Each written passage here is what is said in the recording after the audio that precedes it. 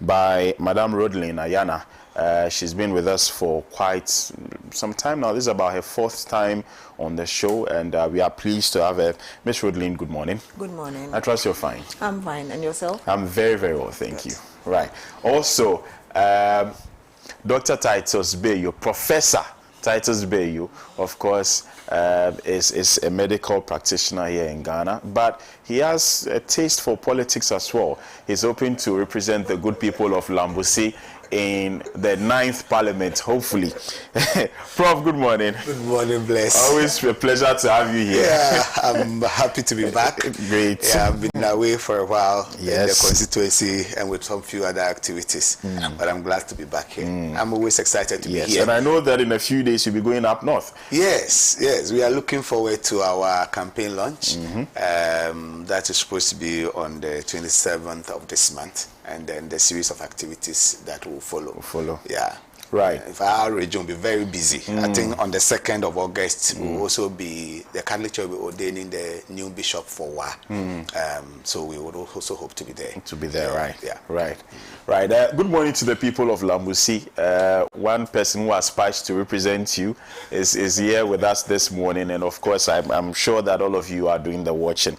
Without further delay, we'll get into our first topic for conversation. As typical of Pan-African television, we always start our first story or our first conversation with an African story, and so this morning we are heading to Zambia. Zambia's president Hakainde Hichilema has taken the extraordinary step of firing the entire board of the country's corruption busting body after they themselves were accused of corruption, which they deny. It comes days after the head of the Anti-Corruption Commission, ACC, Thom Shamakamba, resigned from his post. Both he and the country's Solicitor General, Marshal Mukende, were accused of taking kickbacks. Both men strongly deny the allegations. Since Mr. Hichilema came to power 3 years ago, the authorities have been investigating a number of officials from the former government accused of graft.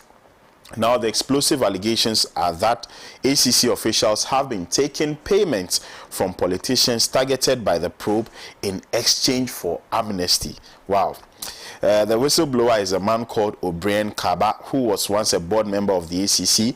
Going by press reports, ACC, for example, has made legally senseless settlements, immunizing some of the most corrupt individuals, thereby shielding them from justice and accountability, he wrote earlier this week. That's a very, very interesting development from Zambia, especially the parts which said they take monies from people accused of corruption and then grant them amnesty. They let them go free, which is very, very interesting, especially an organization that is supposed to curb corruption. Let me start the conversation with you, Prof. Yeah, once again, good morning to our viewers, to our constituent. Good morning to Madam, and then good morning to His Excellency John Dramani Mahama, the next President of the Republic of Ghana, and our Vice President in waiting, Professor Nana Opoku-Agyeman. I think that this corruption fight in the African continent is a huge problem. And it's a huge problem because the depth of corruption is such that anyone that attempts to fight it, usually you have a huge Herculean tax. And that's what we are seeing in Zambia. First, I'll commend the president for taking such a bold decision because you cannot even investigate these people while they are in office.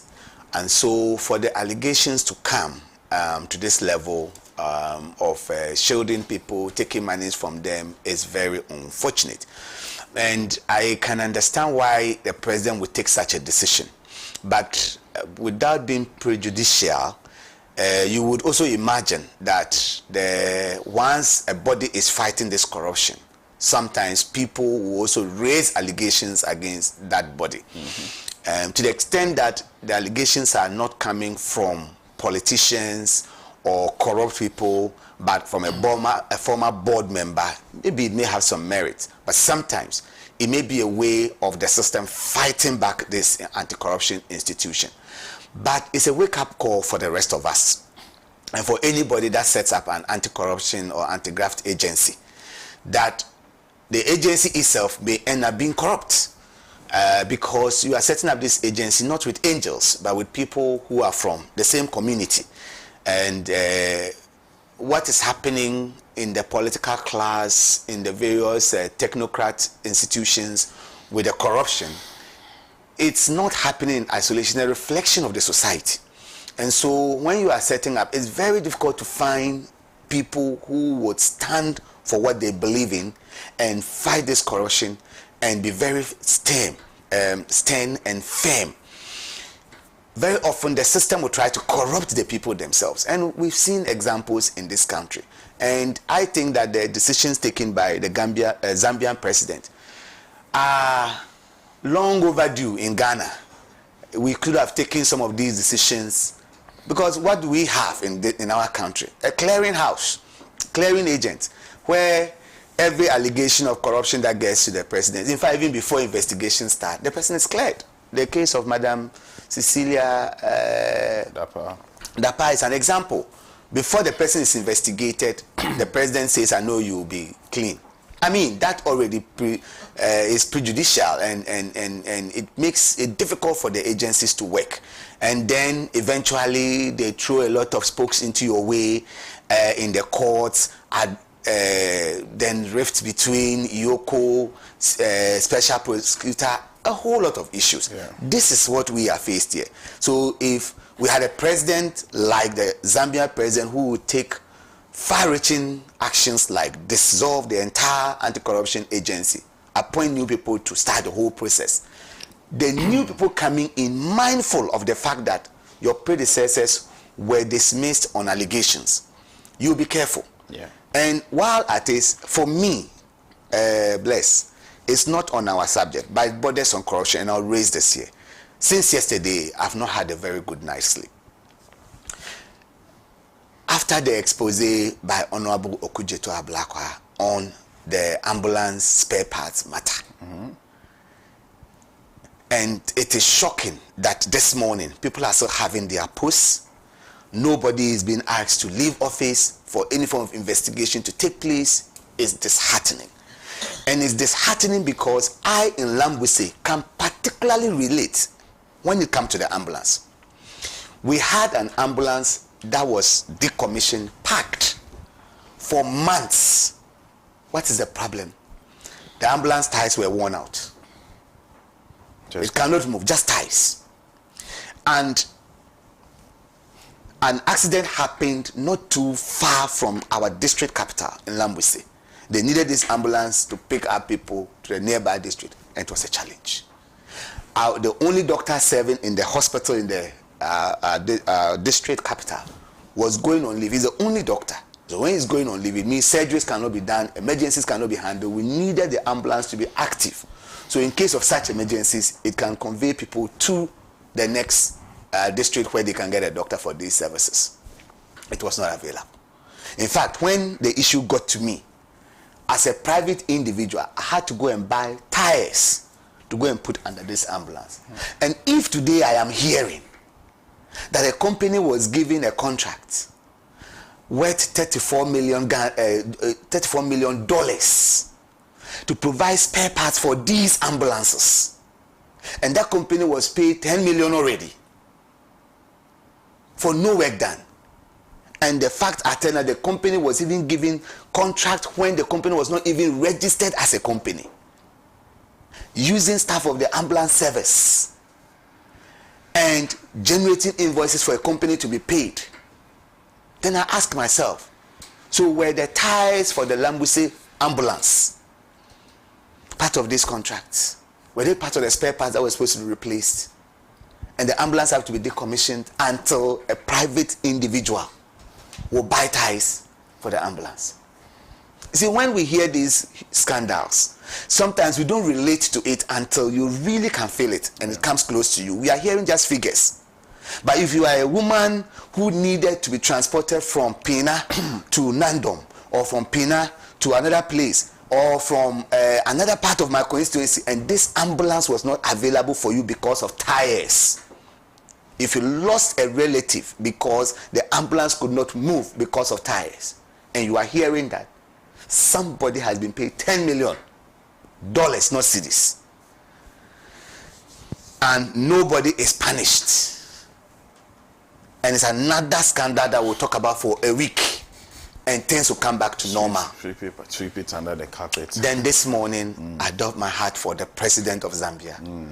He's showing the way, and other like-minded people or people who want to leave a legacy should have that boldness of character to call their own people to order, because the scandals have become too many.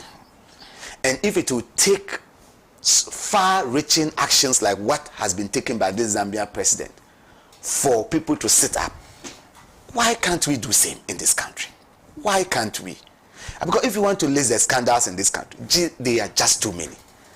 And I fear that the hope of prosecutions and all of that when government change hand may happen, but unless drastic actions like this come in, the state institutions may even frustrate these efforts. And that's what I was just thinking about.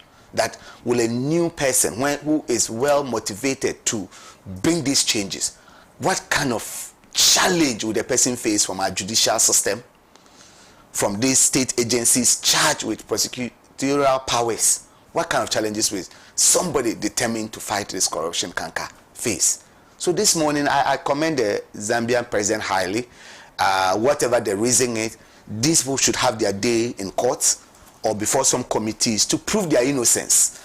We are not saying innocent people should be sacked and jailed, but once the allegation comes against you, the body designated to fight corruption, then it's very difficult. And I think we need such leaders in Africa. And I'm confident that a president like His Excellency John Dramani Mahama, who prosecuted his own officials, our senior colleague Abu Gapele went to jail under a Mahama administration. Cite one example in this government. And when one is allowed to go on, more comes in. Look at the mess, embarrassment we've caused ourselves on this Paralympic thing. Because something happened before. We took people who were not journalists there. The people have been cleared. Now the person is even comfortable to go and run for president, for office as a member of parliament. So the next one is that even people not high like that realize that you can get away with it. Yeah. So they scam the whole nation. And look at this. I mean, who takes Ghana serious anywhere anymore? It's sad. I think those will be my submission on it. Thank you very much, Professor Titus Bayo. Let me come to Ms. Surulin Ayana. Good morning, Ghana, and good morning to Mr. Lanchra-Martin, the incoming first presidential candidate, president actually, for Ghana under the unity governments. When we talk about corruption, it's not a new topic. I think all over the world, countries do suffer from corruption. It's just how they deal with it. There are some countries that have been able to make legislations and laws that have been able to curb the incidents of corruption. But when it comes to the African continent, it seems sometimes we are not able to get the leadership that would deal with it decisively. So it's refreshing when one of our own, the Zambian president, comes out and says, I have fired. It's news because it's not something that is common. But I'm taking it from the angle that probably they got that hint from the Kenyan situation, because I know a Kenyan minister also resigned and was willing to give back everything that he had acquired through corruption. It's not easy to fight corruption. You fight corruption, corruption fights you. That's what we've been told. Ghana, for instance, has tried to fight corruption and has never succeeded, because we don't have leadership that is willing to pull the bull by the horns. It's true some people might have been jailed, but a lot more could have been jailed. Not just Abu Gapele. There was a lot more that we could have done. When we talk about corruption today, it's like we're just calling names. It's just another statement. Oh, Ghana, their people are corrupt. But what have we done? We've cleared everyone. There's no one who's corrupt in Ghana today. Because when you talk about corruption and the person even faces the courts or whatever, the person is cleared. We don't even allow for people to be punished for the deals that they do. What happened to Palugu irrigation? Yeah. $12 million. Till date, nothing has been done to anyone. A whole vice president said it had been done. Yet we found out it hadn't been done, and no one has been punished. We are in a country where we have about 4 corruption fighting agencies. IOCO, Special Prosecutor, Shiraj, National Security, name them. Yet, corruption has become endemic.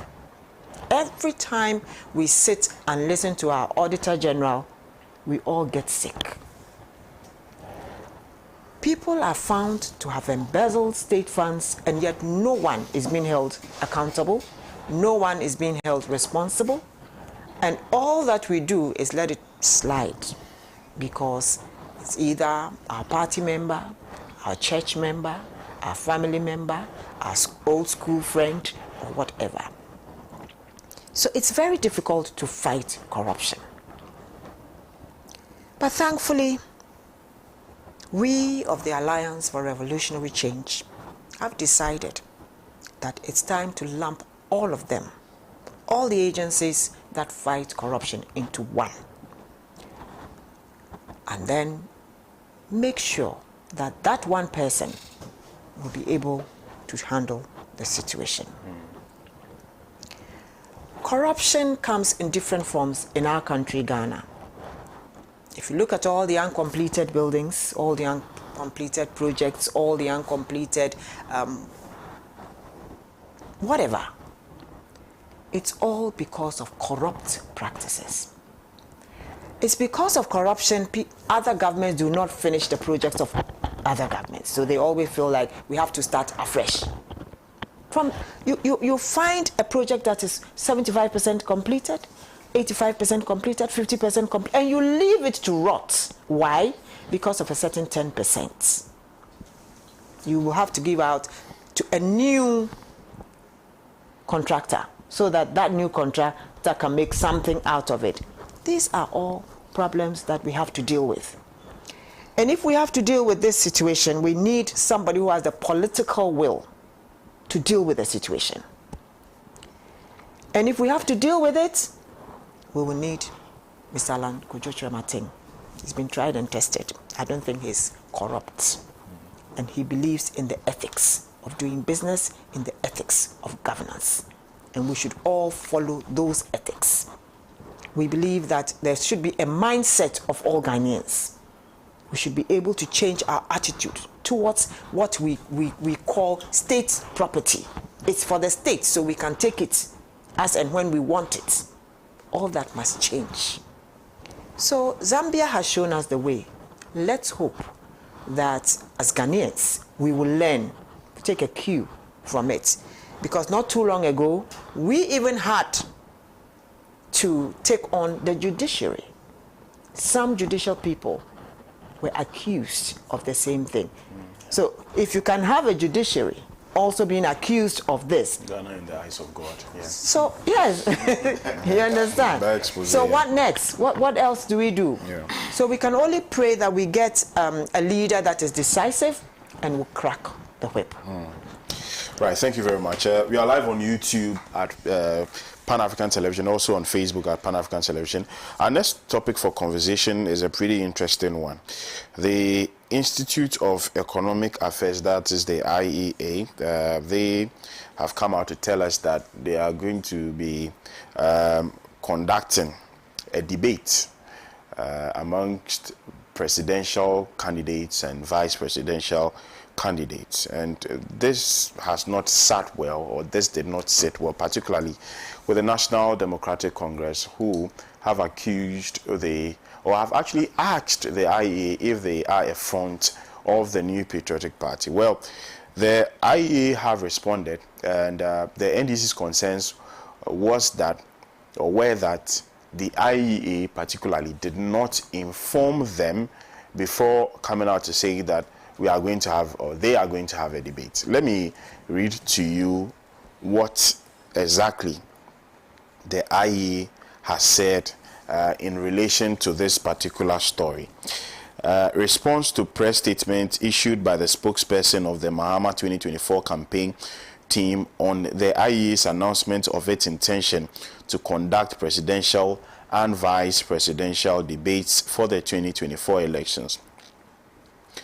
The Institute of Economic Affairs takes note of the press statement issued on Friday, 19th July 2024 by the Mahama 2024 campaign team, which was signed by the spokesperson, Madam Joyce Bauer Mokhtari. The said press statement was in response to the IEA's announcement of its intention to conduct presidential and vice presidential debates for the 2024 elections.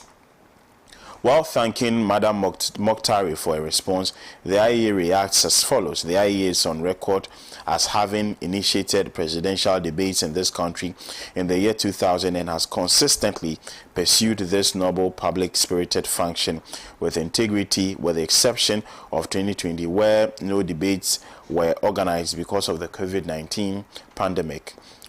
Respectfully, in our press release of 17th July 2024, the IEA did not indicate that it had engaged or informed any political party or presidential candidate to participate in the debates. Indeed, the IEA had not engaged any political party or presidential candidates prior to its press release. The Institute intended to follow the release with the individual letters to the candidates inviting them to the debates and other activities. The debates provide opportunities for the candidates to present their policies to the Ghanaian public and to counter the policies of their opponents so that the electorate will make informed choices at the elections. In that regard, the IEA gives equal opportunity to all the candidates. Therefore, the IEA cannot be said to be fronting for any political party, in particular the NPP, as is being alleged.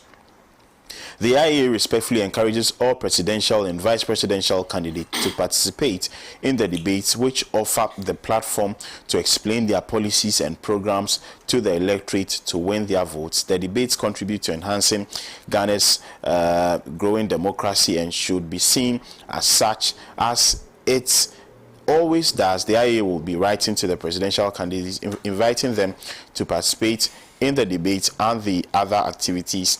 It is our sincere hope that all presidential and vice presidential candidates will participate in the planned program. Thank you. Signed, Dr. Charles Mensah, Board Chair, IEA. So this is the entire statement issued by the Institute of Economic Affairs. I've heard people advise the NDC not to go for the debates, and in fact, they make reference to a few years ago where Mr. Mahama also wanted a debate, but the NPP declined.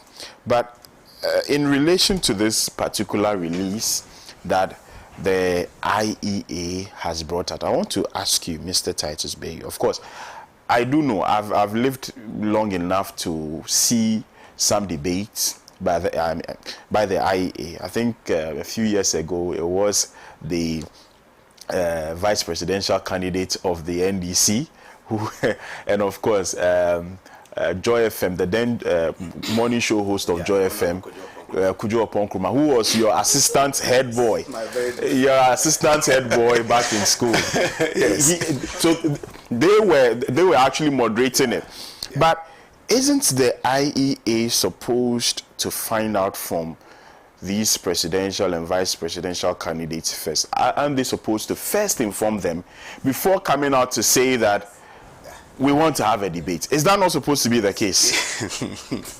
So you see, so it looks as though they are putting the cart before the horse. Exactly. And anyway, thank you for the opportunity. It looks like the IEA, not to cast any doubt on their intentions and motives, but it looks like they are doing the debate publicly before they actually reach the intended persons who will be doing the debate.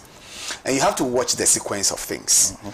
The vice president goes to stand there, make noise. He's challenging Mahama to a debate. Then you also hear from the IEA, we are going to arrange a debate. I cannot tell which one came first. I don't know the time sequence. And then all of this comes up. Is that how to go around the organization of a debate? But I do not know the official response of my party. And I will state that clearly. I do not know what our candidate intends to do, whether the party will participate or not. But I express my personal views on this. First, I think the IEA erred. They should have consulted the persons involved, come out with a criteria, because at some point there were calls for other people to participate in these debates. And I remember very well, at the time, they said they were looking for political parties, representation in parliament. They were the only ones they were going to allow their presidential candidates to participate in the debate. A whole lot of criteria was coming in, because we had some independent candidates as well at the time. But then they selected only the two.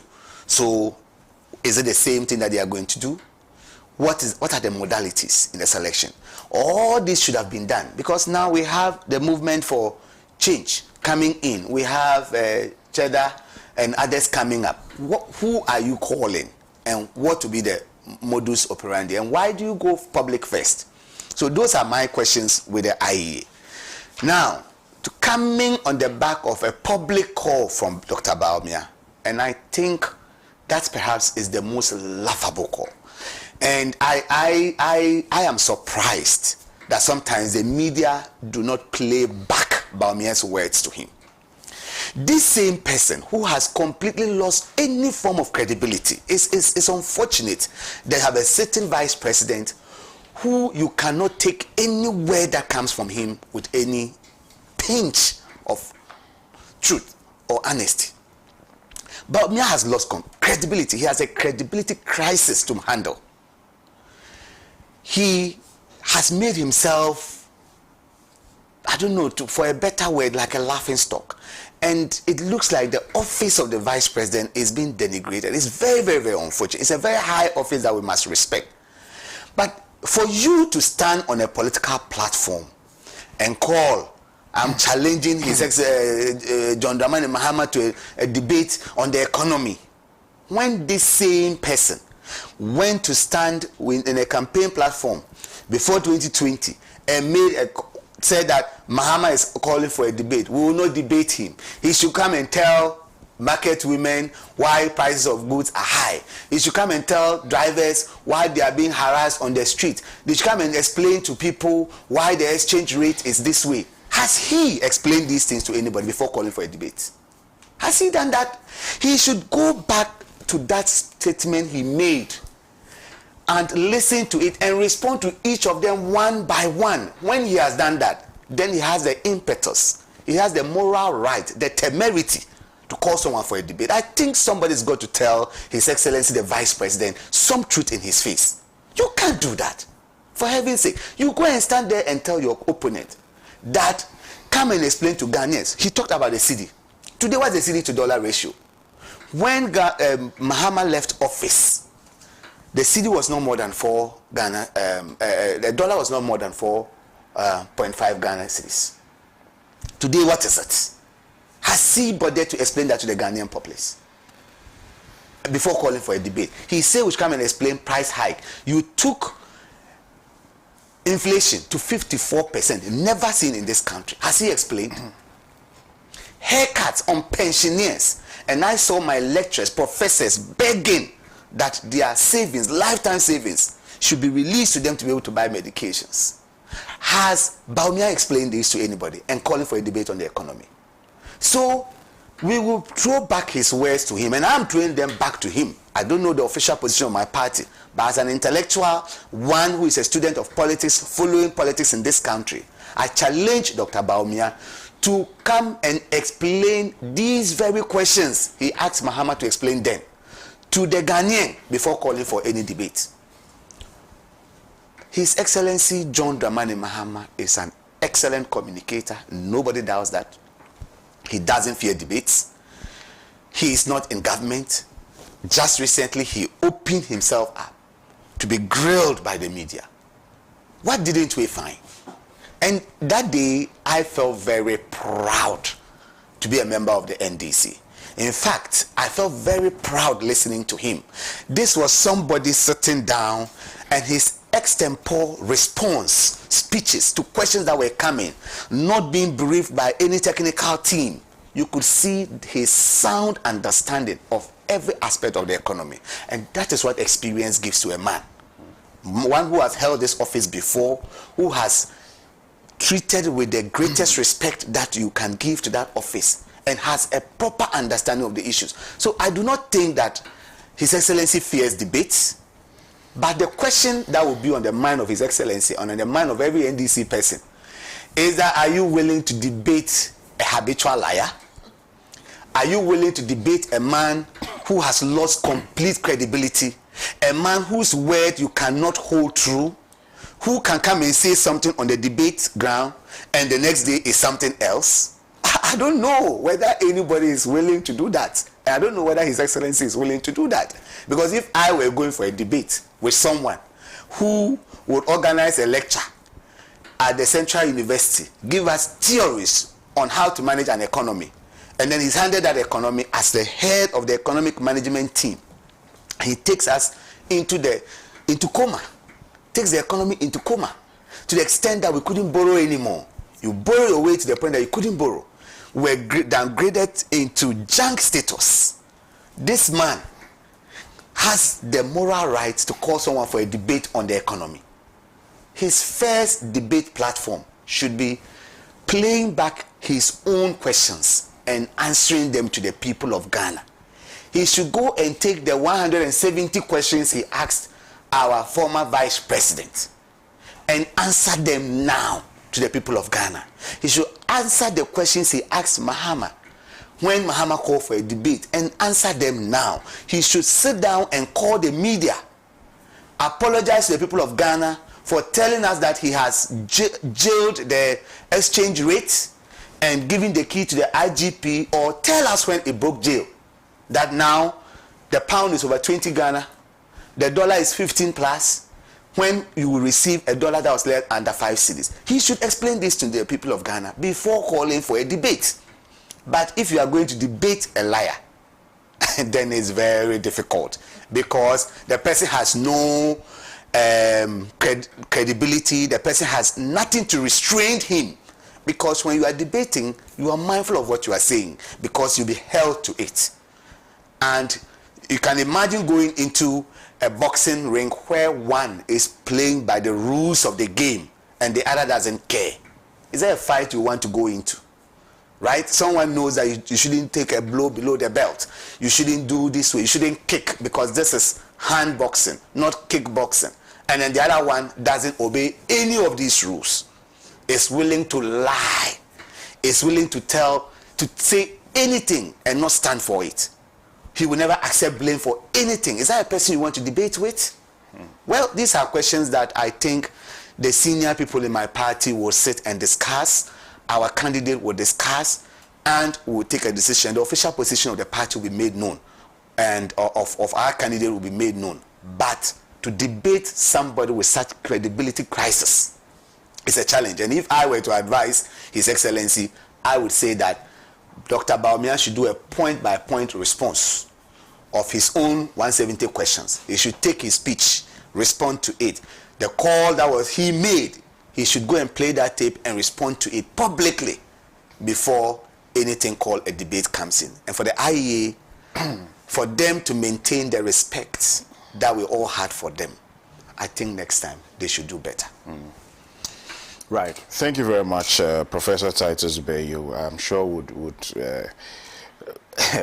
I'm looking forward. I'm looking forward to a debate, though. Seriously, I do.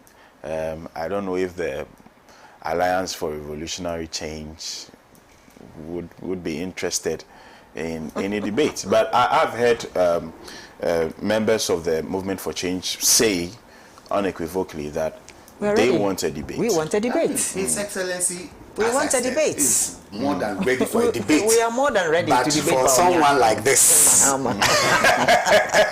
let's hear Madam Rodney. ARC is more than ready to debate any of them. I don't know. IEA has no constitutional right really to call for any debate. It should be by consensus, and we have not heard anything about the debate our way, and we would want to sound a caution that we will not accept this idea of independent candidates having their own debate, and then the two other parties, that's the duopoly that we want to kick out, also having their debate. We are going to be looking at a debate, if there should be one, that will consist of our presidential candidate, the independent presidential candidates, together with the political party candidates. Talking about debates and whatnot, I just read the IEA, and they're saying that they want to give them an opportunity. They want to give the presidential candidates an opportunity to explain their policies and also to be questioned about their policies. I don't think we need that debate, so to speak, if it's just for that reason. In the sense that they could do that with town hall meetings, meet the people one-on-one and explain to them, because it would be nice to see what One Village, One Dam has brought about to change our lives. We would like to see what Planting for Food and Jobs has done, where today we cannot afford a good meal as Ghanaians. So all these things, it's something that we have to all come together and decide as to whether we really want the debate, or they should organize town hall meetings for us to meet the people one-on-one.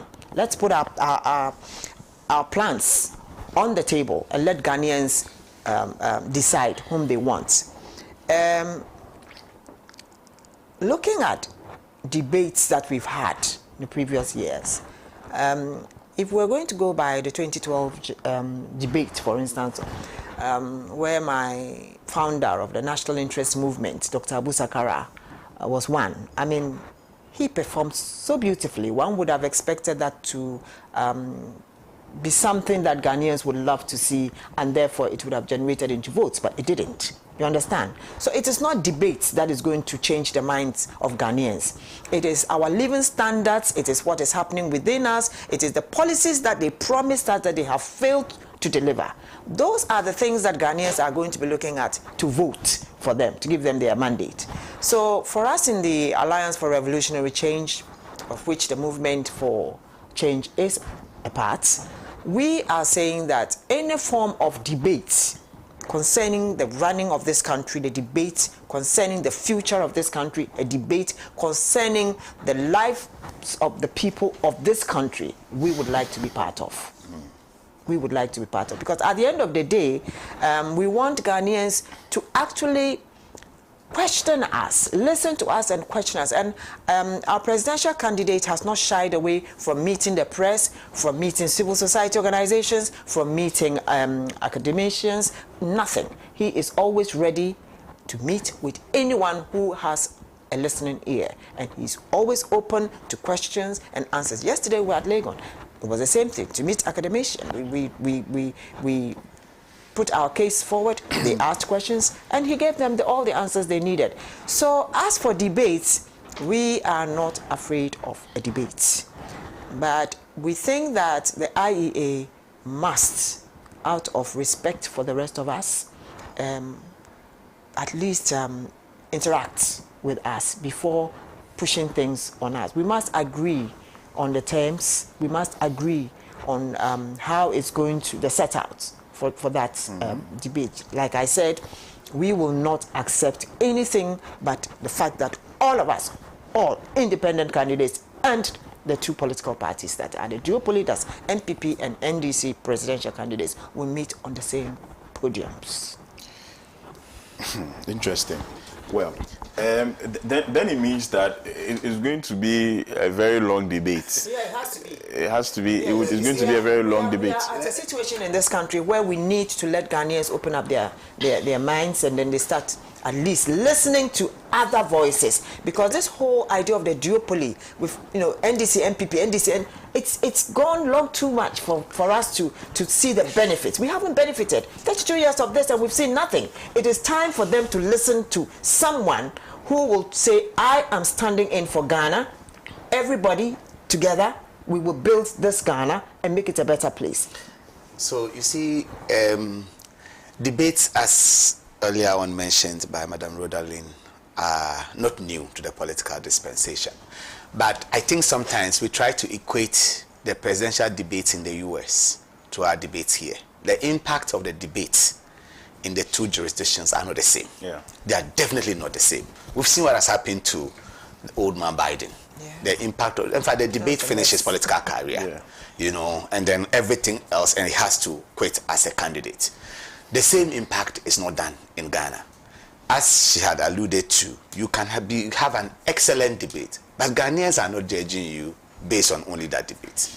And the time for the debate in itself is too little for us to be able to look. When His Excellency met the media, he was alone. But even then, look at when the program ended. It was built to be 2 hours. It went for almost 3 to 4 hours because there were so many questions, even that they couldn't take all the questions. So I would encourage all candidates that are willing to follow his example. The media will pretty much represent the society in a lot of the questioning. And then the town hall meetings, as she has mentioned, because that's also another opportunity where you can directly explain your policies to people. But if we need to have debate and the purpose is policy, then I can say that we have started achieving the purpose of that intended debate, and then the debate is mute because we've had an opportunity to explain, and we've explained that we are going to have more of this media engagement, perhaps even in other regions, to try and open our policies for scrutiny, but there's nothing to hide in what we are doing. And the Ghanaian electorate is becoming very well informed, and they are going to judge based on what you tell them, not only what you tell them. But for those who have been fortunate to govern before, they will also assess your track record in government. If they accuse you of corruption, like they did to His Excellency John Dramani Mahama, and almost 7 years after office, not a single case has been proven, not a single prosecution against his person has been done, then really, Ghanaians will judge. So debates are not bad, but the impact should not be overrated. And like I said, I would be very cautious debating someone who has no ethics and who doesn't care about integrity. Thank you. Right. So I know for a fact that Franklin Cudjoe's Imani Ghana, they've come out to... Franklin Cudjoe, I've been following him. He's come out to say that they want to organize a debate too. They've contacted both parties. I don't know about the other political parties, but they've contacted the NDC and then the NPP, and that he said that former President John Mahama has actually responded, but he didn't give the details of Mahama's response. But he's come out to say that Dr. Bawumia is yet to respond as well.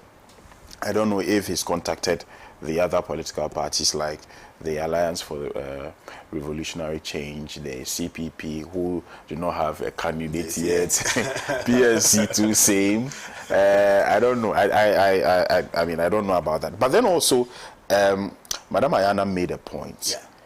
Instead of the debate, why do we not give the opportunities, give the opportunity to these presidential candidates? It should be them alone explaining their policies and then being asked questions. Yeah. Just like former President Mahama did. Yeah. A few yes. Yeah. A few days ago. It's a brilliant idea, especially when not just media personnel, but ordinary people have the opportunity to ask questions. Yeah, because you see, when you do this on a political platform, most of the people coming there are your party faithfuls. And so they would ask questions that promote your party's agenda. But if it is a communal meeting, a town hall meeting where ordinary people are prepared, people from your opponents come, everybody can come in and ask questions. I think that is when really we are taking the governance to the people and allowing the people the opportunity to form informed impressions about all that you've done and make a choice based on that. And I think that's a good call. Yeah. Right. I'll do a few messages. We have a number of them. Good morning, bless. As usual, the NDC has fallen for a defecting tactic by the MPP. The call for debates by the MPP presidential candidate, in my opinion, was part of a syndicated move to take pressure away from the Mokwame Nkrumah no gaffe by NAPO. The IEA, everyone knows, is in cahoots with the MPP and has quickly joined the fray. JDM will and should not take part in any debate. If it does, the media that we all know is in collaboration with the ruling party will twist everything JDM will say and embellish all the lies that will surely flow from the other side. Okay, thank you for your message. Let me do this one. Fo Kofi Agbakpewu from Desia Denyo in Ho. I don't think there's a fairness in IEA debates we had, because those who moderated earlier debates are now ministers. Who knows when they become members of those parties? If debate was not important in 2016 and 2020 for the MPP and the IEA, why is it important now? Bawumia is in government. He should use his knowledge to solve hardship in the country, town hall meetings, and all that he did. For Kofi Agbakpewu from the Siadenyo in Ho. Thank you so much for your message. Good morning, lady and gentlemen. I think there must be the oh, this part of your message is not so clear. Okay, but you're saying that there should be grounds for the debate to project all the projects of His Excellency the former President John Mahama and that of the Vice President Dr. Mahmoud Bawumia for the audience to see before the verbal debate. Okay, so you want a debate of they projecting what I mean both flag bearers have achieved. Yeah. Okay, right. Very, very well noted. Yes, I'm receiving calls already about the book. So those of you who want to purchase this one, that is Ghana's Historic Journey to Self-Government and Independence. It's a very good book. I think it was launched somewhere last week. Yes, and it's a book written by Dr. E.G.A. Don Arthur, and it sells for 1,500. We know that 1,500 is quite a sum, but if you want some, very interesting knowledge about our country and the road to independence, this is the book for you. So you can text. For now I'm on TV, so you can just send me a text or send me a WhatsApp. Just send me a WhatsApp to the number there, 0243-526-996, to get a copy of this. Send me a WhatsApp. Let me know where you are. We'll talk about how you send the money to me, and then you grab a copy of this book. Right. So we'll proceed to our next topic. But before that, I'd want to do a few more messages. Good morning, Bless and panel. Vice President Bawumia has called for a debate with Mr. Mahama. Will his new chance be economy is suffering, city is suffering, bonds are suffering, pensions are suffering, lands are suffering, food stock is suffering, cocoa farms suffering, roads are suffering, education is suffering, hospitals are suffering, water bodies suffering, fuel suffering, mineral suffering, market suffering, Ghana suffering. But we, the NPP, are not suffering. Well, okay. Good morning, Bless. I am keenly monitoring your discussion from Garu. Please tell my sister Rhoda I need her contacts. Jerry, Pro Alan coordinator in the Upper East region. Okay. The biggest mistake JM would ever make is to have a debate with Bawumia. He spelled Bawumia in another way, which which I want to mention. Which I want to mention. Baslink Osman sent this one. Good morning. I can remember in 2016 where Dr. Bawumia responded to JM call for a debate to go and debate with Ghanaians. He went ahead to say Ghanaians are suffering, nurses, teachers, and every worker is suffering. Can you imagine this man? What is our current state now as compared to then, to the then NDC administration? He should rather debate on us and not JM. As I listened to Onya, where Sami Jemfi on his presentation read social media messages where he read NDC was over milking the country and we hand over power to MPP where the cow got missing.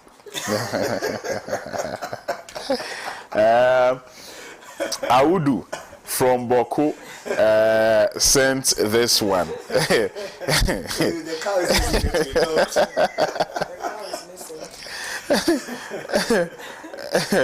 Right.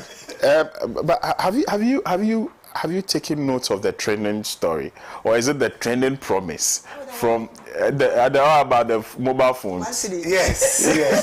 But yes, I just saw one this morning. Yes. That someone said the latest Samsung is about 19,000 Ghana cedis. Yes, that is for the flip or the fold. Yeah. And that by Bawumia's analysis, you need 890 something years to be able to pay for it.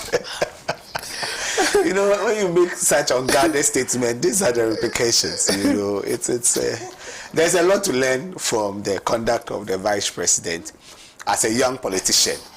There's a lot to learn. That when you are in the euphoria of everything, you ought to still be very careful of yourself. There's so much to learn. I mean, in this era where social media never forgets, you can't just say things and go out. Yeah, that's true. That's true. He was speaking to a particular group. Oh no! Who do not know the difference between an Android phone and an iPhone? You know, so I've seen the director of communications for Bawumia campaign, Miracle Sabuaje. I think he came out to speak about it. Even yesterday, he also said the technophone. You could go to maybe a techno shop, get a technophone for 450 cedis, which I know is not true. Even now, this GSM phone, which we call YAM, is around 250 to 300. Some of them sell as much as 400. So if you are getting a phone for 450, it is not a smartphone. No. It's I think the most difficult thing in this country,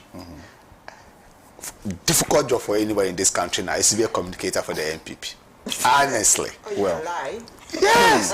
Well, unless you don't have any ethics, you don't care, you just tell lie. Or I mean, trying to paint white as black, it's not that easy. You know, it's a very difficult job, and I empathize with them.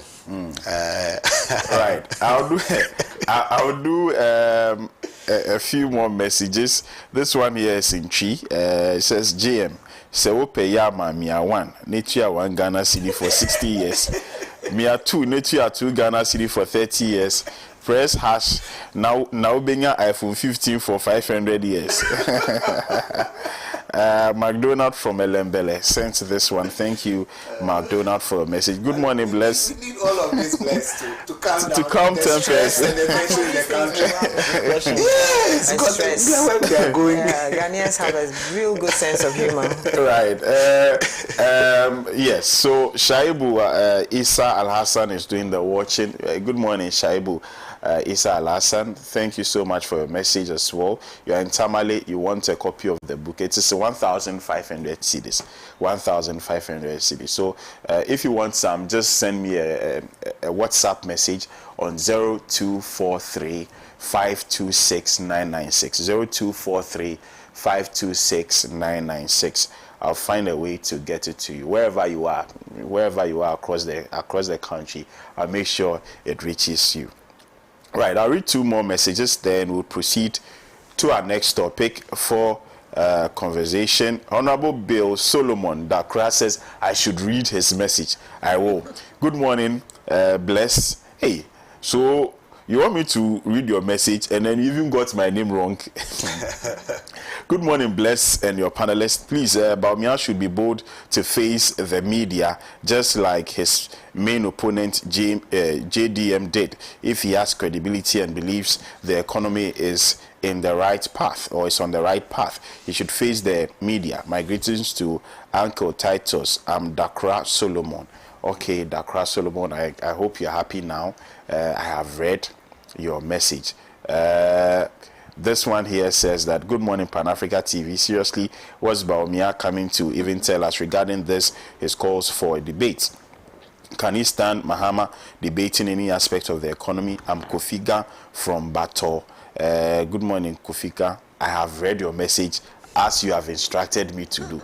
On that note, I'll proceed to the next topic for conversation. I think it was a few years ago that teachers were promised laptops. It wasn't going to be for free, by the way. They had to pay some money, and there were lots of disagreements with what model they even wanted in the first place. Monies have been deducted, and these laptops have not been given to the teachers.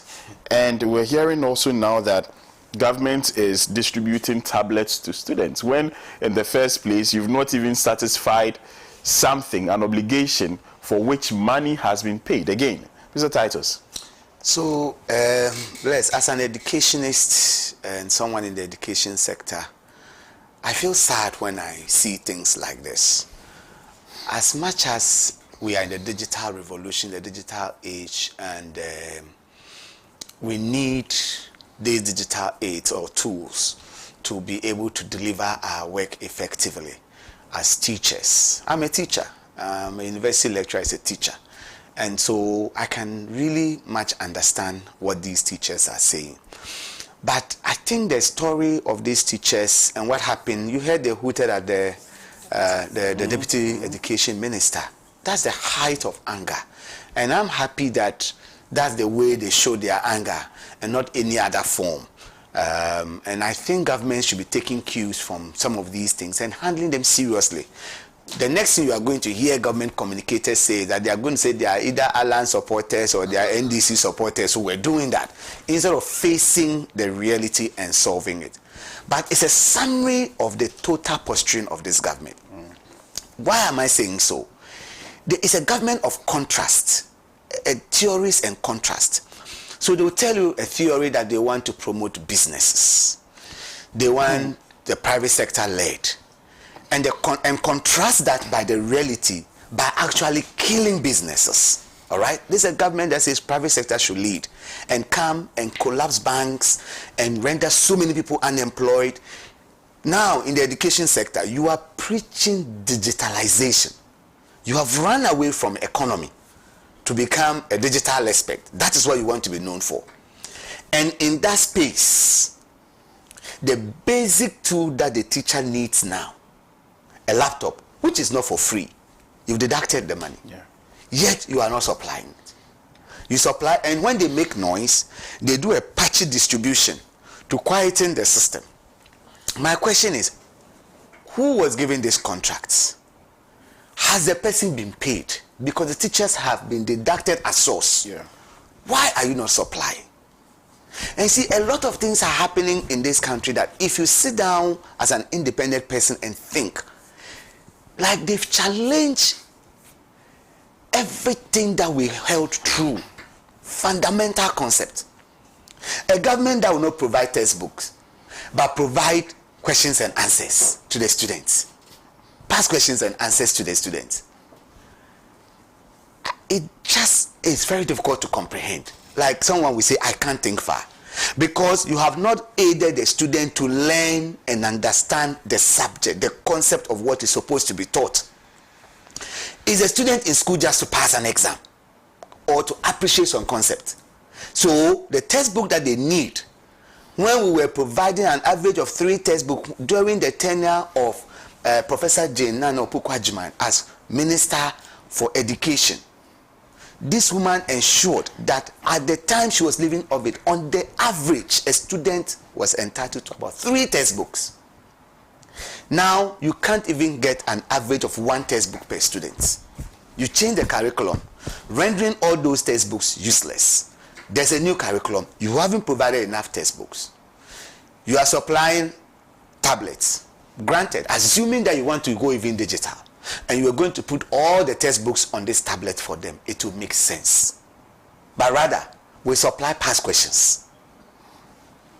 And this is why I say there are theories and contrasts. So they give you a beautiful theory. When it comes to an implementation, they implement the exact opposite of what they are teaching. You are preaching digitalization, you cannot give the teachers tablets, laptops. So how do they teach? If you give the students a tablet and the teacher doesn't have the laptop, how does the teacher give the assignments to the students? So do I come and teach on the board and my students are having tablets? They don't have a textbook. All they have is a tablet. So I'm supposed to give them an assignment. How do I send the assignment to them? I cannot process anything and send them emails. Okay, work on this and get back to me. And that procurement itself needs to be questioned. It needs to be questioned. Who is supplying it? How is it that things have been deducted already and it's not supplied? So my gentle advice to the education ministry and to the digital person now, the vice president who has run away from the economy, someone who was marketed to us as an economic messiah, and now the place is too hot, you have migrated to digitalization, and now there too you are falling. So what will he stand on? What will you stand on? And I commend those brave teachers who worked out on the minister, the deputy minister. The next one should be the vice president. If the vice president comes to campaign to you anywhere and meet you and these have not been supplied, I think they should exhibit a similar sentiment to him so that you realize that you can't take people for granted. It is not acceptable. And so if the focus is digitalization, the foundation is that you must provide these aids. And when you look at, just compare and contrast NDC and MPP when it comes to these things. One will propound a beautiful theory and then the implementation will be opposite. What did NDC do? His Excellency John Dramani Mahama during his tenure, recognizing that we are going to a digital aid, tried to lay the fiber backbone for network connectivity in this country. And he did it. No one can challenge him to it. So if you are talking digitalization, who even led it to it? Is it the person who laid all the backbone for us to be able to have connectivity? Or you who is riding on that connectivity and even denying people the very instrument they need to be connected to the digital platforms? So who is digitalization now? And what you would have preached as digitalization is something that's happening as a matter of course. It was going to happen anyway, based on the foundations that have been laid. So I think that it's a shame that government should do this. Anybody involved in that procurement process should bow their head in shame at this moment, because if this had come from myself or my sister here, that government had not supplied these laptops, you would hear the defense from government communicators. They'll bring all sorts of figures. But today we've heard it from the teachers themselves. It's a wake-up call to the government that Ghanaians are not going to sit down like that. So when you come to my constituency, Baumia is going to my constituency today. If you go to Hambly, he should go and stand there and say he has done one district, one factory. And we'll ask him to show us the factory. We don't have. On their book, they wrote that they are going to give us a watermelon factory. Watermelon factory in Lambuse. It's like telling me that you are going to erase a piggery in a zongo. Or a pig. Because we don't have watermelon. The environment doesn't even support it. We don't have water. We are struggling. We get rain for maximum 3 to 4 months a year. We are struggling to set up irrigation systems. So, and you are going to give a watermelon factory. To get a watermelon from where? So they should show us today, this morning, in Lambuse, what they have done. The people who ask questions. So I think it's a wake-up call. And for me, to every politician, not only to them, that whatever you will say, you would be questioned and people would ask for it. So don't think you can do the usual thing of saying, I've supplied this, I've paid nursing training allowance. And this is what is happening. They went to say nursing training allowance, they are paying it. And nurse got up and asked a question. Some have even finished school and have not received the allowance.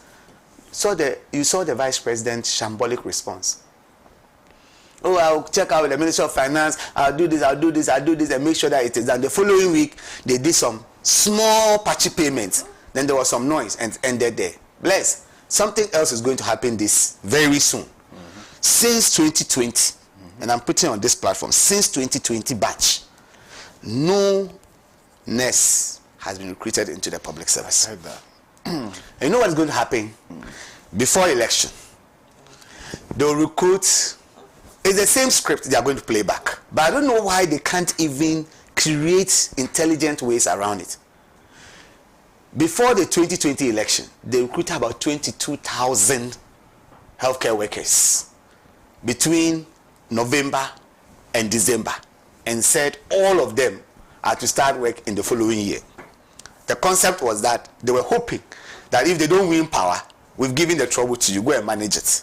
Well, as fate will have it, they managed to get the verdict of the people, by whatever means, fair or not fair.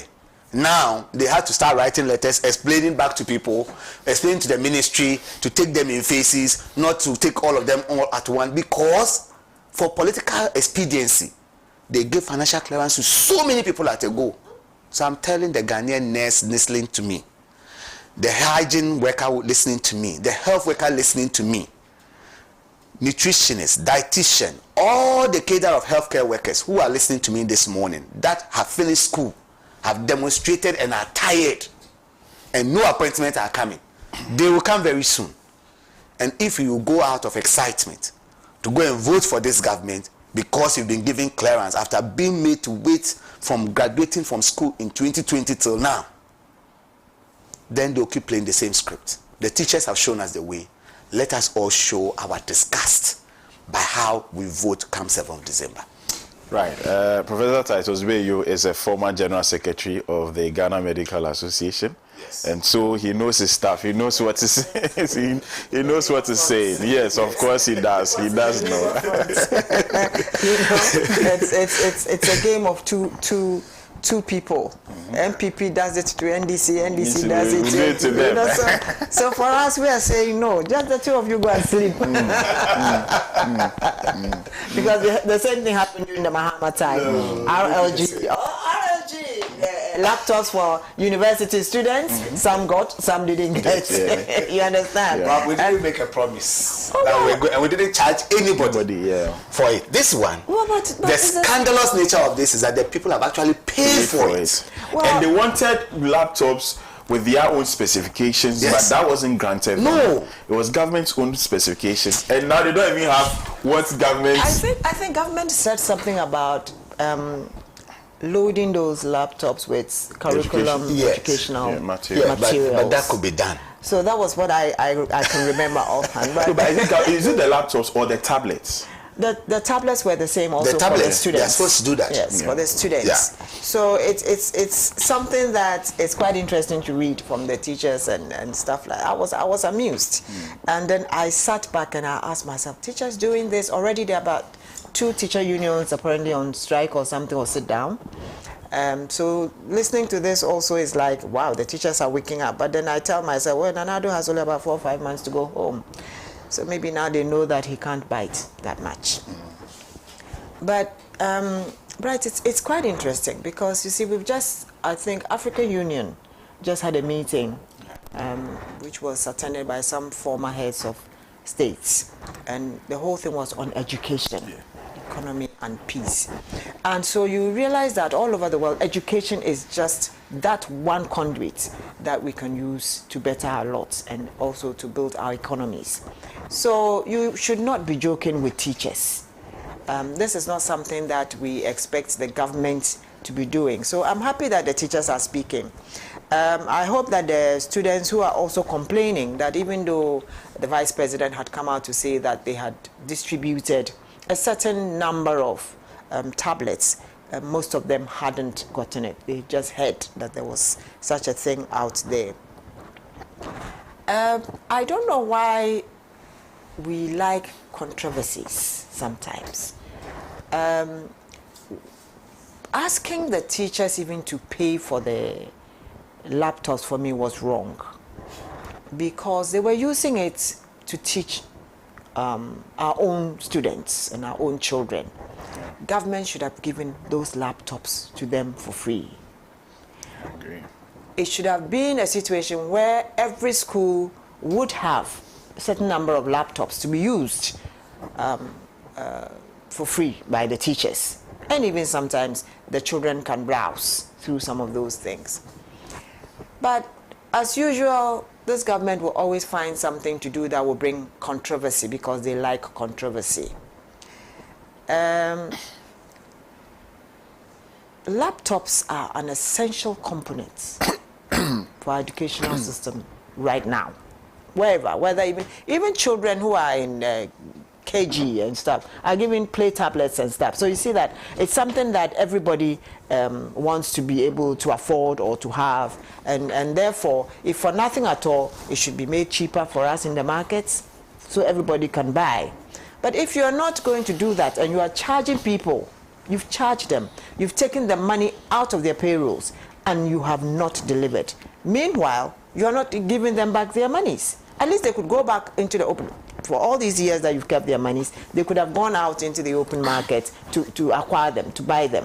But you haven't done it. So I think the teachers must insist. They must actually, I don't know whether they can also go, because some are already on strike. So I don't know if these ones too can join the strike and make it bigger for government to sit up, because that's the only language they understand. So kudos to the teachers for standing up for themselves, and I hope that government will be listening and to know that education is key. I read that our education minister during this AU meeting was singled out and given a position to restructure education, to come out with a document that will restructure education in Africa. And I am asking myself, I mean, what has he done in our country? Maybe they are not seeing, you know, because all that I know is that apart from coming to tell us he's going to paint our schools blue and white to make us recognize that these are MPP schools, I have not seen anything that he has done in being awarded this kind of position. And he came with a curriculum, and that curriculum till date, we don't even understand it. He came up also with a uniform, change of uniforms. Parents rejected it somehow. We don't even have it now. So such a person is even being given, that's our education minister, being given an opportunity to go and restructure the educational systems in our country, in our various countries. But you see, when I looked at the attendees, former head of state of Liberia, Sylvia Johnson was there, former something Malawi, head of state of Malawi, Joyce Banda was there. These are old people who are still thinking in the past, you know, and I don't think their countries were happy with them either. So, yeah, so it's no wonder that they can deal with our education minister and give him all the accolades. So I think they are on the right path. Yeah, I think they are on the right path. Right. For me, it's the fact that already the conditions of already the working conditions of these teachers is nothing good to write home about, and the salaries they receive very, very paltry. You've deducted from the salary, that meager salary they receive, and for whatever purpose you are deducting the salary, you are also not fulfilling. For me, that's like a slap in the face. Yeah, so that's why teachers must vote for the Alliance for Revolutionary Change. Yeah, because we have got very good programs for them. We intend to make sure that they get their due. Yes, and not wait to go to heaven. And not wait to go to heaven before we intend to make them. Yes, I'm sure the average teacher listening to us at least will compare. And if I were a teacher to make a choice, for instance, between Alliance for Change and His Excellency John Dramani Mahama, I would listen to what both will say, and then I will go back to their track records. And you realize that during the tenure of one, they didn't have any situation of unemployed teachers. Now we have unemployed teachers, teachers from the training colleges who are sitting at home, who have to struggle to even get an appointment, even teaching appointment. People are now having to go beg the MPs and all of that to see if they can get a slot, which is unacceptable. People write licensing exam, which for all intents and purposes, could have been integrated into the main curriculum that they are doing, and at the end they write it at the school and leave. They are using this as a means of even controlling how many teachers they take at any point in time. Meanwhile, you have places where we don't have schools, and you have to on top of all of this, they take your money to supply you something and don't supply it. You have no textbooks to teach, no teaching aid, and you have one that has done so well. And if I were a teacher, there's one reason why I would vote for the NDC, is that for at least the person coming in as the vice president has a proven track record of improving the education sector as the education minister. And she herself is an experienced educationist par excellence, who has lived through the educational system of Ghana, who understands. I mean, in my local language, they say if your mother is at the funeral ground, you don't starve. You don't starve. You will get food, right? Because she's there. She's serving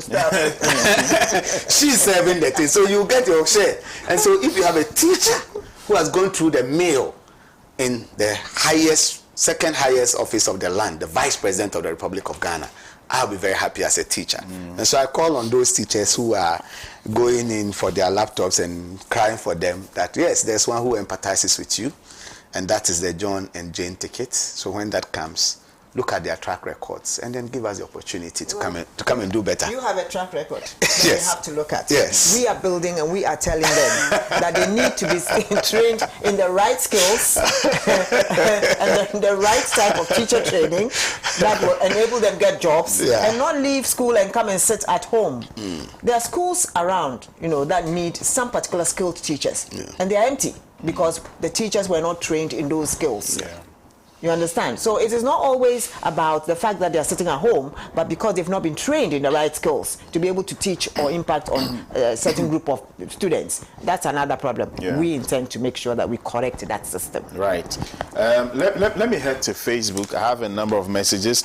Daniel Antonio says, bless, clearly say to Baumia that JM doesn't have space for him to ride over his his failures in any form of debate. All right. Rash Ghana, good morning, and friends and family. Ask Baumia how many years is going to take Ghanaians to pay for their phones. Okay. Ajua J says, please, what does the butterfly?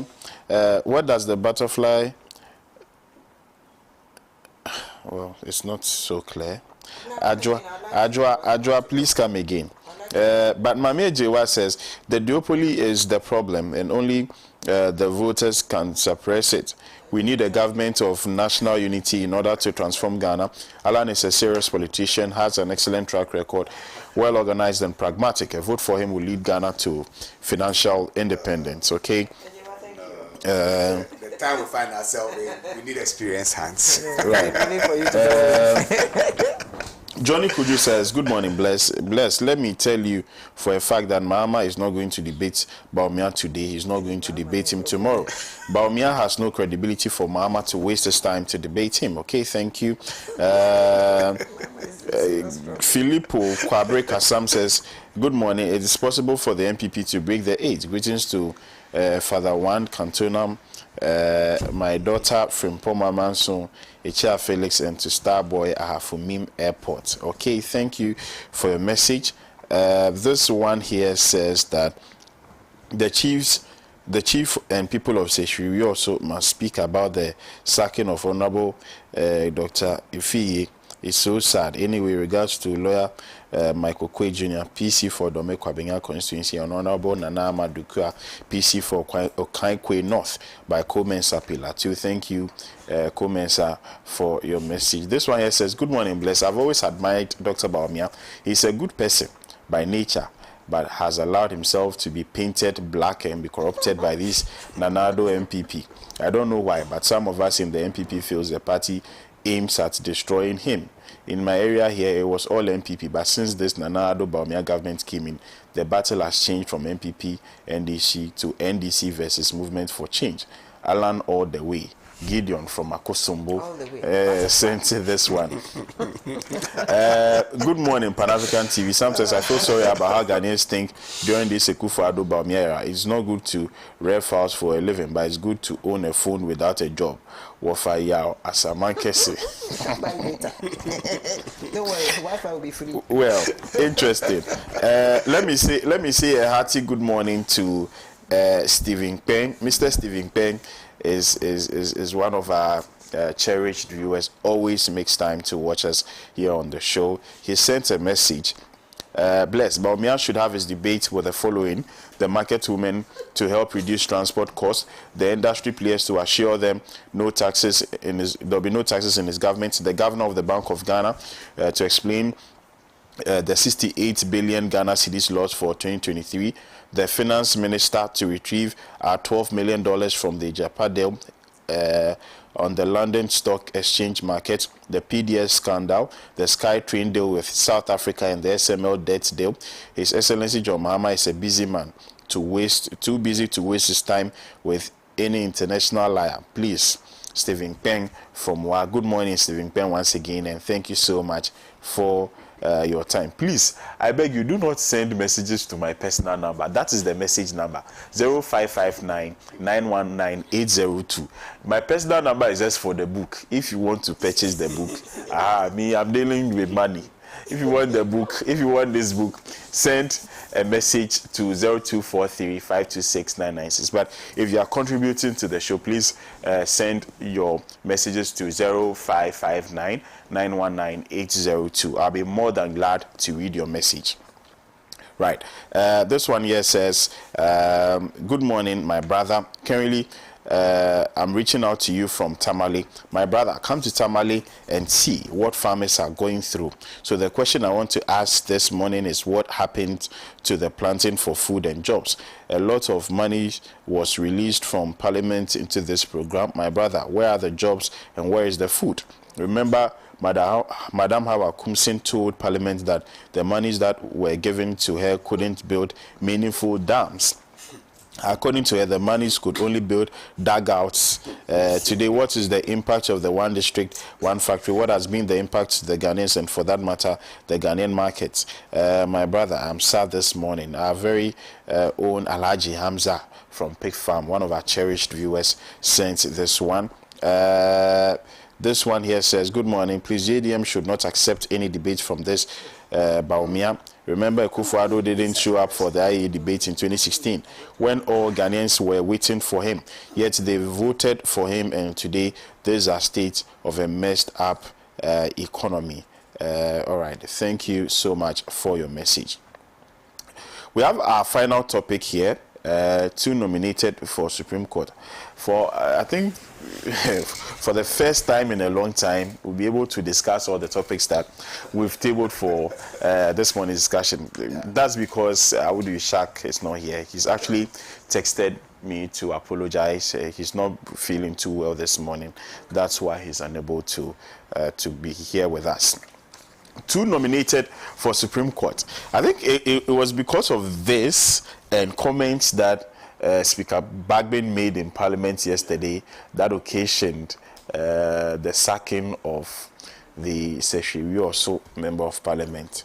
Very interesting, very, very interesting. I've watched the video, and the Speaker particularly was incensed about the comments that the Member of Parliament made. But if you look at the number of Supreme Court judges that we have, and the very fact that 2 more judges would be appointed there, and the reasons behind it, the Chief Justice a few days ago came out to justify it, telling us that there are lots of the backlog of cases, over 500 cases currently at the Supreme Court, and they need more judges to actually handle it. But what should be the cap? And I think Speaker was commenting on that yesterday, and that Parliament would perhaps have to determine that. Should it be 20? Should it be 15? Should it be 40? Should it be 100? But then also, I know the NDC is unhappy about the turn of events. They feel like the president is packing No, you see, the courts. you know, it's interesting. For these two, a gentleman and a lady. Yeah. To be honest, I know one is not within the country, and the lady is a judge in this country. I haven't read too much about their judgment, and especially the lady who is a practicing judge. And for the gentleman out, I haven't read his legal career and all of that, so I'll not impugn any thing on their integrity or their person. So I'll focus on the issue of the Supreme Court judges. So if you imagine that the Chief Justice had requested for 5, and the President is replacing 2, I'm told the Judicial Council did not agree with the Chief Justice's recommendation at the time, but he had requested for 5, which you can't understand. So if you are going to look at the number of cases and get justices, then we'll end up having 1,000. And the question will be, have we looked at the impact of this even on our economy? Remember, these are people who retire on their salary. Yes. So when you pick them, they are on the government payroll till death. Have we looked at the impact of all of that? And so you have a temporal problem, and you use permanent solutions to solve a temporal problem. What becomes of your solutions afterwards? In other words, you have backlog of cases, so you employ people permanently to handle those cases. When you finish handling the cases, what will you do? Are you going to dismiss them? Or what are you going to do? Or are we going to forever have 500 cases? Is that the most innovative way of handling your 500 cases? His Excellency had proposed a 24-hour economy. This Chief Justice introduced a shift system. So could we use that shift system, extend certain hours, use digital innovation to handle cases more expeditiously rather than just piling up more judges? Now, if you come to the issue of the ceiling, it is for the act of a president like Akufo-Addo that the framers of any constitution in Ghana or any legal document dealing with appointment, if they had known that we'll have one day a president like His Excellency Nana Akufo-Addo, they would have put a ceiling on a lot of things. But they have allowed discretionary authority to the president, thinking that every president will act in the best interest of the state. If the framers of the constitution knew that we can have presidents that can produce 120 ministers, I'm sure they would have put a ceiling on the number of ministers we should have. But now it's discretionary. If they had known that we'll have CEOs, deputy CEOs, 2-3 deputy CEOs in institutions, they would have put a ceiling on that to manage the public purse. Here we are with a Supreme Court of about 15 people, is it? I've forgotten what the number is now. 2 are going on retirement. Yeah. And similar to the actions of the president, he's replacing those who are retiring. We're complaining of too many ministers. But when a minister leaves, instead of thanking God, he replaces a minister. That's what's happening. Right? You sack finance minister and you appoint him to even a bigger position to be Ghana's finance minister for the diaspora. All right? Then replace him. A minister resigns to come and act as a running mate, and you think that, okay, in pursuance with their call that they will also reduce the number of ministers to 50 because Mahama says 60, they will not replace that minister, and quickly they have replaced. And that's appointing left, right, center. And it's the same thing that they are taking to the Supreme Court.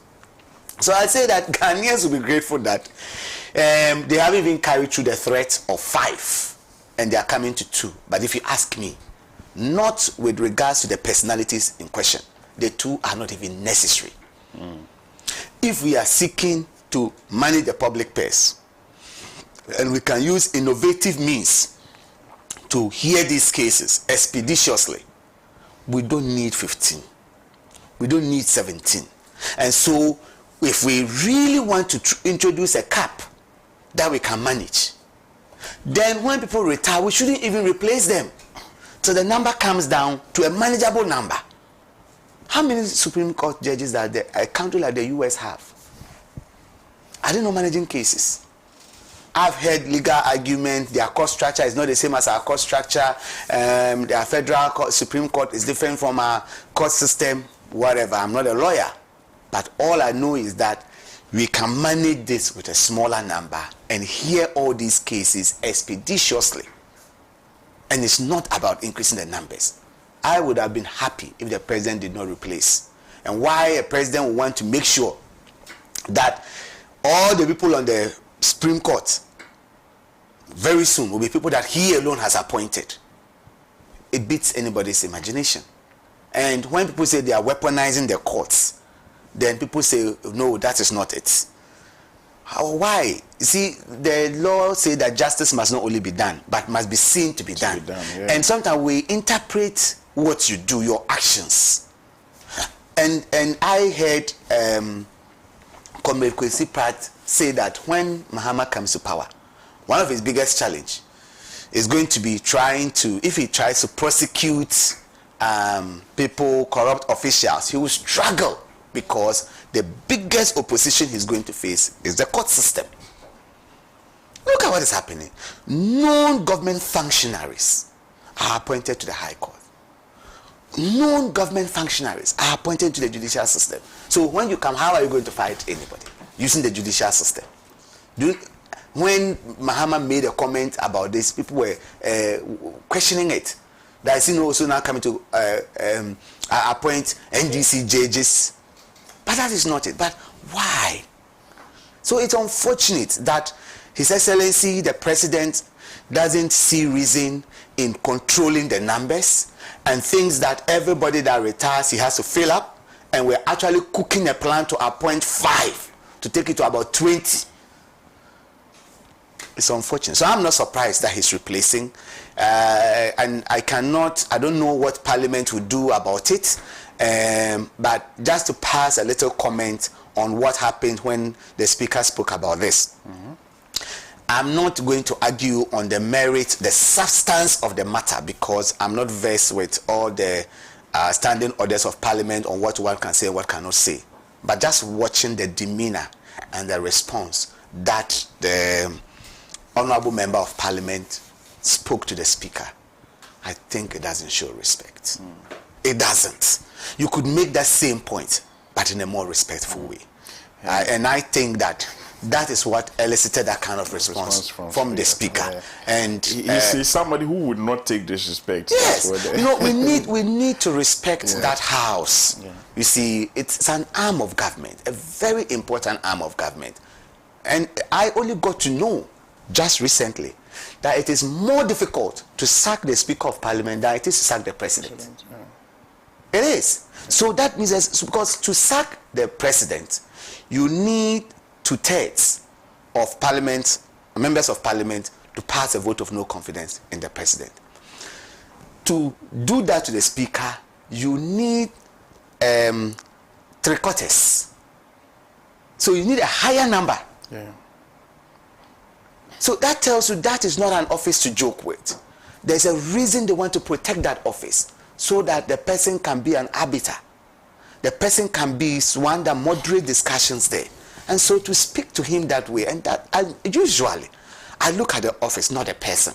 Even if you don't like the person, respect the office. Yeah. I have maintained every time that His Excellency the President, I respect his office. The Vice President, I respect the office, and I'm sad when acts are shown that denigrates the office. The occupant of the office may not be the best, but the office must still be respected. Because it is something we should all aspire to. So I'm not too comfortable that the Honorable Member spoke that way to the Speaker. And I'm hoping that what has happened yesterday, lessons will be learned from it, because in that house we expect them to even treat each other with courtesy. You're right? That's why you speak to your colleague as the honorable member of parliament, the honorable member representing this place. That courtesy must be there. And to expend this discourteous behavior to the speaker is unfortunate, unacceptable, and is condemnable. Right, thank you, Prof. Titus Bayo. Madam Rodley. Yeah, I think he's dealt quite well with it. I think the discretionary powers of the president has made him to do so many things that normally you would think that a patriot would not do. I don't see why we need 2 extra Superior Court judges. Let's look at it this way. And some of them are about 48 years old. And these people retire at 70. Can you imagine? Some of them are about 48 years old. So first and foremost, you ask about how long have they been on the bench? How long have they served? You understand? It's not just a question of loading the Supreme Court with your friends or your cronies or whatever. I am sure they are well qualified, some of them. But even that, there must be a cap. We believe that there must be a cap to it. And as for the reasons, we shouldn't be apologetic. It is just to protect them after they leave office. But that is something that is not going to happen. You understand? At the end of the day, those judges owe it to themselves and to the people of Ghana who are paying them to do right for us. So I don't think that even if you load them with 50 people, all of them are going to be having that kind of warped mind or be so unpatriotic or unnationalistic as not to do what is right for this country. So this whole idea of loading courts from the magistrate courts to the high courts and whatnot, look, at the end of the day, they will come to their senses. Everyone will do what is right for this country. Because you have to look at the leader who is going to come at that time. And then you will look at what the leader is doing for the people. And that should be able to convince you that you have to do what is right. Why do we spend so much on bringing in new faces when there are so many other pressing issues in this country? Like Honorable said, you are loading us with bills. These people are going to be there for life. Meanwhile, we are sitting here, we don't have ordinary dialysis machines for our hospitals. We don't. Our children are still being starved in schools. They don't want us to say it, we will say it. And you can threaten all the teachers, you can threaten all the headmasters, but the truth is the truth, because the children will always say it, that they are not eating good food in schools. Our roads are bad. You don't see that the roads are bad? You don't see all the floods, what it's doing to our cars? You don't see how that affects us, because the cost of living is just too high. And when you talk to market women, roads are bad, drivers are charging us more. All these things is because we have given discretionary powers to someone that we expected to be very patriotic. Unfortunately, he has not been patriotic, he's not been nationalistic. So when it comes to the judiciary, capping of the Supreme Courts and streamlining the court structure and systems will be the best way to go. And we intend to do exactly that. Exactly that. Because otherwise, if NDC should come and also decide that they would need to get 20, then we're having 40. You understand? It shouldn't happen. We're just a small country. You know, it shouldn't happen. We don't expect anyone to do that. If you are patriotic enough, you know, you shouldn't do that. You shouldn't. So this is something that we will all keep our eyes on, and we must speak up. This whole idea of things going wrong and everybody is sitting down because they are afraid. Yeah, they've put fear in people. But hey, let's speak up. Let's demand for what is right as good citizens of this country. So thank you very much. Right. Thank you. As you sit in your homes and you listen to us, I know that most of you are used to NDC, NPP. We are asking that this time round, let the NDC and the NPP go home. And let's try something new. Let's try an independent candidate. Yes, who will be all-encompassing and who will listen to everybody. So a unity form of government where all of us will come together and build this country. It will be better for us. Right. So good for Alan Shrema. Thank you. Thank you. Thank you. This one here says, Mr. Mahama should avoid the debate and take Madame Lodina on a honeymoon instead. That's a good call. Stressed. So I'm actually on YouTube where we also have a lot of viewers. George says, Baumia should go play elsewhere. Mahama is busy. Odene Majestic sent this one. Those saying they need government of national unity have never worked anywhere. Okay. What's his name? Anthony says that's his name. Anthony. Well, I don't know where people have went to. Albert says, when I hear Vice President Dr. Baumia demanding debates from President John Mahama, I find it laughable. Debate for what? Okay, thank you so much for your message. Asanko says, Dr. Baumia's the field economist must be told that if there should be a debate at all, it should be based on his relevance as an economist. Asanko, he goes on to say that if you want to know why they continue packing the courts, then look for their so-called Japadia document and read it. Okay, thank you for your message, Asanko from Santa Maria. Justice from HEADMAN says, good morning to you, Bless. Alan cannot be trusted. He will surely go back to the MPP when Baumia loses in the December elections, which will surely be Baumia's fate this December. Okay. Alan is MPP and loves to be an MPP president. Okay, thank you so much. Never came back to CPP. Right. Justice from HEADMAN, thank you for your message. This one here also says, when people say the president is packing the court so that when they leave office they can't be prosecuted, the question is, the question I ask is, are the judges not intelligent to know good from bad? Or fire from Asaman Kese sent this one. Okay. Good morning. I salute Prof. Titus for the fantastic delivery. We are going to vote for you come December 7. Andrews sent this one. Good morning, Bless. The IEA says they didn't hold the debate in 2020 because of the COVID. Was there COVID in 2016?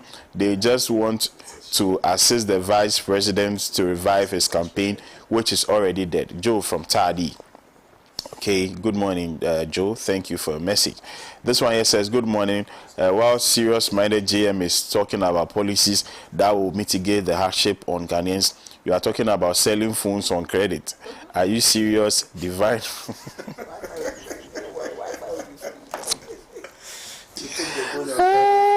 And take the phone on credit. The country is living on credit. So it goes. Moving from national credit to personal credit. So living in credit. So national credit to personal credits. This one here says, in fact, Ghanaian education system in general is spoiled, and leaders should pay much attention to that. Arthur Kabi. Okay, he says, I wrote Work Practice Book 3. Okay, thank you for your message. Do Ghanaians still take Dr. Baumia seriously? Wayne in Kumewood movie must be taken more serious than Baumia's address. He only spreads lies and falsehood from New Page in Kumasi. Said, yeah, right. Thank you, New Page, for your message. This one here also says that, good morning, Bless. I'm watching you live in Sankana. Okay, good morning to the people of Sankana. Thank you so much for your time. Good morning, Bless. I think we Ghanaians are the problem of this our beloved country, and the destiny of this country is in our hands, not the politicians. We as Ghanaians have programmed our minds to believe that it's either NPP or NDC. Meanwhile, they are all the same. It's long overdue for us to give other candidates like Alan the opportunity to rule this country, to take us to the promised land. We are tired of the deception from MPP and NDC. Nuhu Adams sent this one. Let me interject a bit. While Nuhu is entitled to his opinion, please, they should never associate the NDC with this massive failure of the MPP. we can never be the same. Right. I wouldn't have joined politics. Right. This one here says, "Good morning, Pan African TV. Dr. Baumia should meet the press just like JM has done." Okay, thank you so much for your message. This one here, talking about democracy, I don't think it would be prudent. Okay, I don't think it would be prudent not to call on government to bring to book for punishment those culprits in the Ayawaso Westward gun violence, the killing of the 8 people during the 2020 elections before this year's election. Otherwise, they would repeat those criminal activities in this year's election. Asanko, okay, thank you, Asanko. You are back again with that one. This one here would be my final message for the morning. It says, during his presidency, the late John Evans Atta-Mills introduced several initiatives to improve healthcare in Ghana, including the expansion of the National Health Insurance Scheme. Some of the medicines or drugs that were added to the NHIS during his tenure include antiretroviral drugs for HIV/AIDS treatment, anti-malaria drugs, anti-tuberculosis drugs, vaccines for childhood immunization, medicines for chronic disease such as hypertension, diabetes, and asthma, family planning commodities. Specifically in 2010, the Mills government added the following medicines to the National Health Insurance Scheme. It's a long list. Please note that the NHIS formulary list of covered medicines is subject to change, and new medicines may have been added or old ones removed since President Mills' tenure. For the most up-to-date information, okay, thank you so much for that piece of information. I've told people not to send me messages through my number, but it appears they are adamant. I'm going to read just 2. Good morning to you and your panelists. It's been great watching Prof. Titus. I pray he wins for my district, JM and Prof. Titus. I'm Jacob C. Kang from Suki. Is that a Suki? Suki, right. Good morning, Bless. I really love the way Madame Rodlin makes her submissions. I wish I could give her my daughter for training. Asan Donko from Enchi. Okay, thank you, Asan Donko. Good morning, Bless. Who is the author of the book and how much is it? So yes, so this is the message I want on my phone. This is the message I want on my number. Yes. So many to get down. Yeah, this is the message I want. So yes, the author is Dr. E.G.A. Don Arthur, and he authored this book. This is just volume 1. It sells for 1,500. I know 1,500 in this economy is quite a significant sum. You could be using it to do some other stuff, but of course, acquisition of knowledge is also important, and to even know about our country, Ghana, is very, very essential. You can't know, even if you want to know about other countries, it is important that you know your country very well first, and this is one of the ways to do that. So you purchase the book. It's 1,500. Make sure you send me a WhatsApp text on 0243 526 996 0243 526 996. So send me a WhatsApp. It was launched, I think, just last week. All the copies we have here at Pan African Television are orthographed, as you can see, by the author. I don't know if the camera captures it so well, but you can see the signature there. All copies are orthographed. So make sure you grab one. Send me a WhatsApp. Let's have a conversation. Wherever you are in Ghana, I can send a copy of the book to you. It's just 1,500. We'll talk about how you pay the money, but just make a move and then send me a message. I'll be more than happy. Right. Thank you so much, Prof. It's been a pleasure. It's been very, very educative here. And also to Madam Rodlin Ayana, who I like on the show, of course. And so we'll be seeing more of her. Hopefully next week. She doesn't like to be on the panel with women, but I'm tempted to have a female panel next, yes, for next week. It's going to be interesting, I know so. Thank you to our cherished viewers. Tomorrow is a Wednesday. The newspaper review segment of the show will come your way again at exactly 8 a.m. Tomorrow, hopefully, I'll be hosting the fisherman on the show. That is Mr. Niyama Matthew. Also, the Movement for Change's Councillor Pierre Dankwa will be with us. And Usually my you know, yes, today I changed. I'm very happy with you today. Of course, I agree. Discussion. Yes. So tomorrow, hopefully, I'll see who to throw in there from the National Democratic Congress. But I promise it's going to be exciting. Do have a pleasant morning. I'll catch you same time tomorrow. Once again, for the last time, I'm selling this book. It's 1,500. Send me a WhatsApp message on 0243526996. Let's talk about it. Let's talk about payment. I'll make sure I send it to you wherever you are. Or alternatively, you can come to Pan African Television. We are situated at Abelengpe, number 48 Swanika Street. If you are driving and you input it into your Google map, it will bring you straight here, Pan African Television. And come say you are looking for me. I'll give you a copy, 1,500. That's all. I'll catch you tomorrow. Bye-bye.